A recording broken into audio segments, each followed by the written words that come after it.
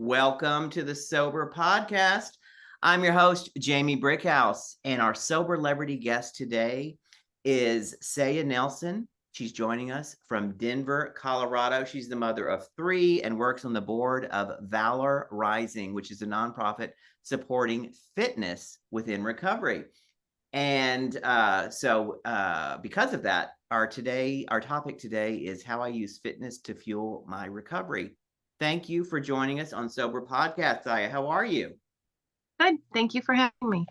Oh, I'm glad you're on. And this is I like this topic a lot because it was fitness became a part of my sobriety, or sobriety became part of my fitness. I don't know which is which. So since getting sober in 2015, did fitness fall into line with getting sober, or was it something that was always a part of your life?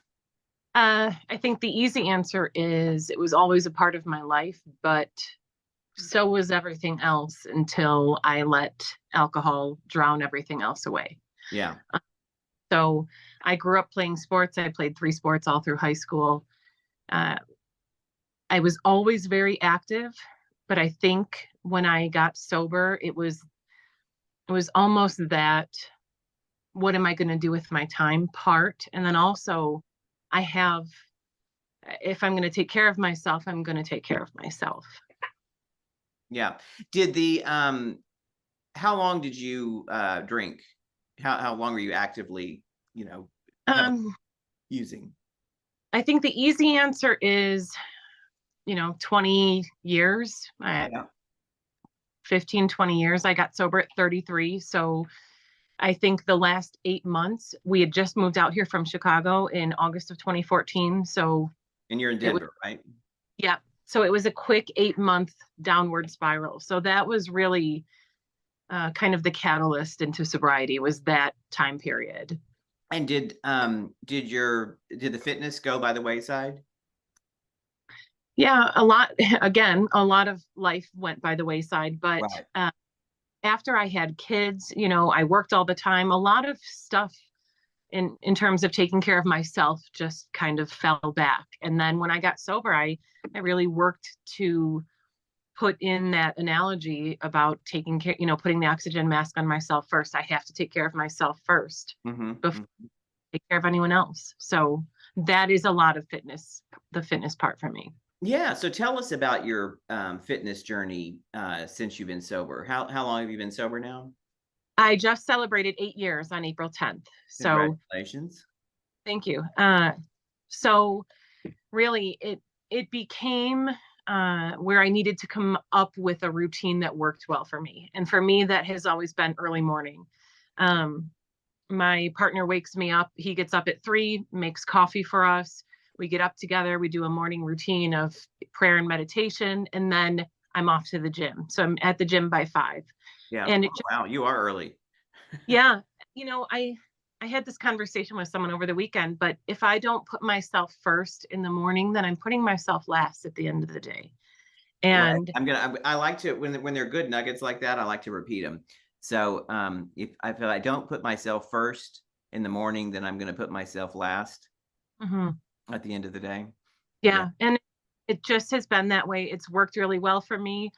It's worked well for my routine. I think a lot of us in recovery function well on routine, yes. whether that's addiction or not. So it's been really important for me to stay on that. And, I feel functional when I do that. When I take care of my own well-being, then I feel like I can get home, help my kids get ready for school, and get on with the day. Yeah. Yeah. Well, and, fitness and healthy eating can sometimes be overlooked in recovery. And, we for a lot of alcoholics and addicts, the sweet tooth comes back, and we start eating all the sweets, and there are a lot of, sober meetings that have a lot out there. And it's kind of like, it just go, people are like, oh, I don't know, I shouldn't do that. But it's like, well, just in early sobriety, just go for it. It's better you're eating that than drinking. But then after a while, and I found this to be true, you got to pull back if you're overindulging in that stuff. So what advice would you give to those who are getting sober and don't know anything about staying fit and healthy? Honestly, I think it's a lot like recovery, and it's really taking it one day at a time. My partner is a personal trainer, and people come to him and say, I want to look like Phil Heath today. And he's like, that's cool, because it didn't take Phil Heath one day to look like him. So I think really focusing on what can I do today to take care of myself. And especially early in sobriety, I was going through a divorce. I was 1,000 miles away from anyone in my family. I Mm-hmm. didn't know people out here. So really being able to just focus on what can I do today, and asking for help. A lot of what I learned in early recovery was being able to say, I need help. And that goes far more than just help with staying sober. It's help with my kids. It's help with fitness. It's help with a meal plan. It's all of those pieces. What about, are there and I don't know. I asked this question with absolutely no knowledge of the answer, because but I'm thinking it's surely it exists and it's a great idea. Are there sober fitness groups or workout buddies, or is there a way to find, like, if you're really serious about fitness but you want to do it just like you're getting sober, you want to do it with someone else, you want to have a partner, you want to have a mentor, a friend? uh, Yeah, I'm sure there are, nationally. I know that the Phoenix started here in Denver, and they are, a fitness centered recovery. And so they have meetings, and they have a gym facility, and they have groups and classes where people can go to and meet. And I did go to those at the beginning of sobriety. And that was really important for me. I was with other people who were trying their damnedest just to do better. So that was helpful. Yeah, and you're on the board of Valor Rising, which is a non-profit supporting fitness within recovery. Tell us about, what do they do and how does that So, work? Valor Fitness Clothing is a clothing line geared towards recovery. So, out of that, the founder, Jim, created Valor Rising, and we do a lot of community based recovery work. In LA, that's where he's based. He does like, you know, classes on the beach and hikes and, community things. Hmm. He actually just mailed me clothes that we get to go deliver downtown Denver this Saturday. My kids, some other friends in recovery, will pack some sack lunches and water bottles. And we have done this probably 8 or 9 times, where he'll send clothes. And so Valor's whole premise is every item purchased, an item is donated. So that's what he does. So he'll send those to me so we can donate them. So that was really how I got in contact with them, and everything they do. The goal for Valor Rising is to open recovery based gyms where we can have meetings and community, and you hear it over and over, but the opposite of addiction is connection. And I think so many of us know that. And how do we get there? So that's a big part of what. Yeah, wow, I think that's a great way to connect through, in gyms and recovery, because I mean, I work out fairly often, but yeah, it would be great to know that I was with sober buddies, because there's just, we all speak the same language. Yeah. Great. Well, we're gonna take a quick commercial break. Stick with us, and we'll be back in a few seconds. Hi, I'm Sonia, the founder of Everbloom. We help you change your relationship with alcohol through connection and conversation. We provide small group meetings where you can share your story and get the encouragement and support you need to achieve your goals. Whatever your goals are, we're a judgment-free space. You can find us at joineverbloom.com, BLUME, and try us out with a free meeting. And let's get back to our guest, Seija, and we're discussing fitness in recovery. So, what's your favorite routine and why? So, you mentioned early at the top of the interview that you like to you do it early, very early in the morning. Tell us what and you said you and your partner meditate, and then you head to the gym, and then what's next? once you get to the gym? So we go to separate gyms. He trains people starting at 5 a.m. at the gym that he works out of. So he goes there, and I usually go to the gym just down the road from our house. And it's weights for me. Nothing makes me feel more empowered than lifting weights. And when I first got sober, someone said to me, well, don't trade one addiction for another. And much like you said earlier, um, you know, I will take the gym over a bottle of vodka any day. And so it has become a routine for me where I have everything listed out Monday through Friday, what I do. And I stick pretty regimented to that just because it works well for me. I feel better. I feel empowered. I feel, I don't care what anyone else thinks about me at the gym, but I just take care of myself. And it's been a pretty important part of my recovery. Yeah. And do you go to meetings? I do. Yeah. And I how go does to that fit in your daily routine?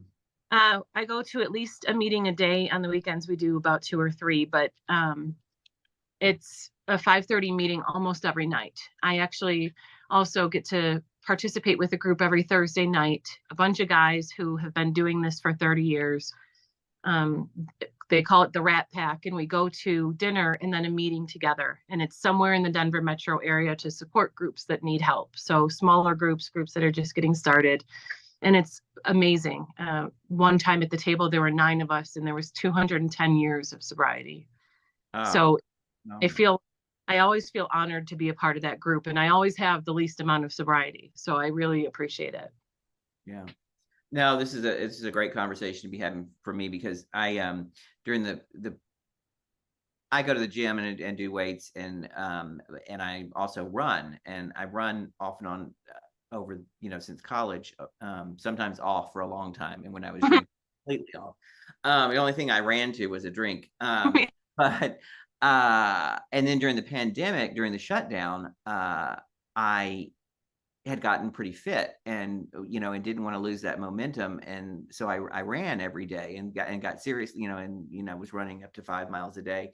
But I also got into pie baking, and baking a pie a week, and people were like, "Oh my God, how are you not enormous?" And I said, "Well, I run 5 miles every day, and I don't eat the pie in one sitting, it's like a slice a night."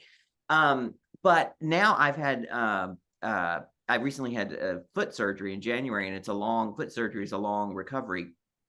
So I still can't run, and I've gained weight, but I can't. But the beauty is that I really can't stand on my feet long, so I haven't been baking a lot of pies. So kind of evening it kind of out a little. But I guess my point is with anything, and with recovery, is when you is balance, right? Yeah. Right. Like you're able to, eat some of the sweets, but also have the workout routine, and of course, have your sobriety. Yeah.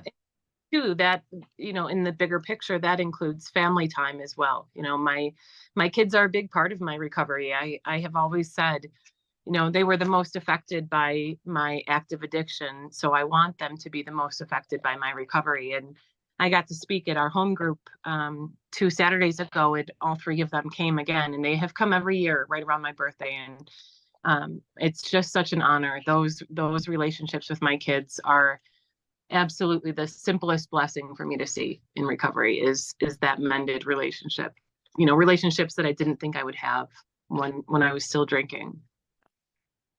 Beautiful. What is the hardest thing you've gone through in recovery, and how did you get through it? I would say my first year of sobriety, and not because I struggled with not drinking, but again, we had just moved out here from Chicago. I didn't know anybody.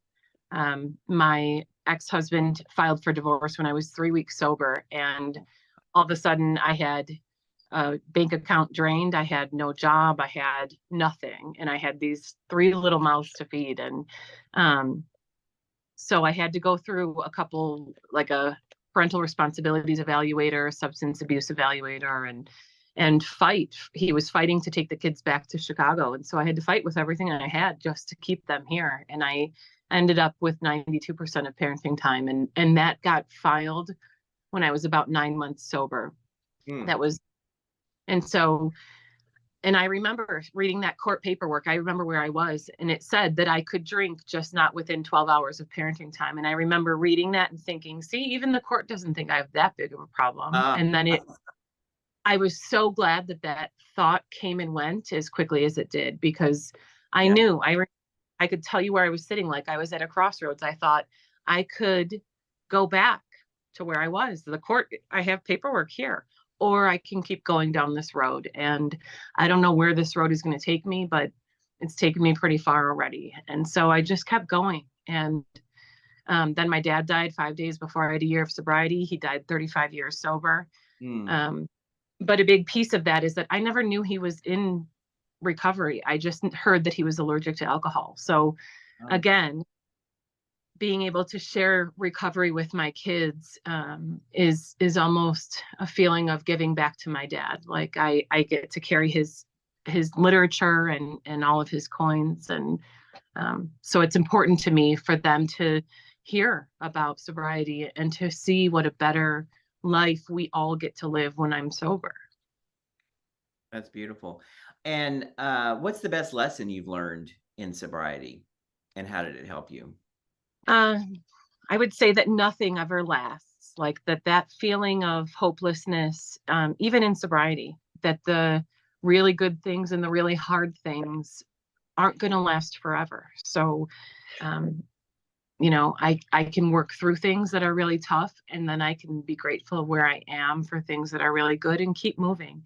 And honestly, to give back, I just finished this victim advocate volunteer program with our police department, and it was a really cool process. It was 40 hours of training and background checks back to when I was in like 8th grade.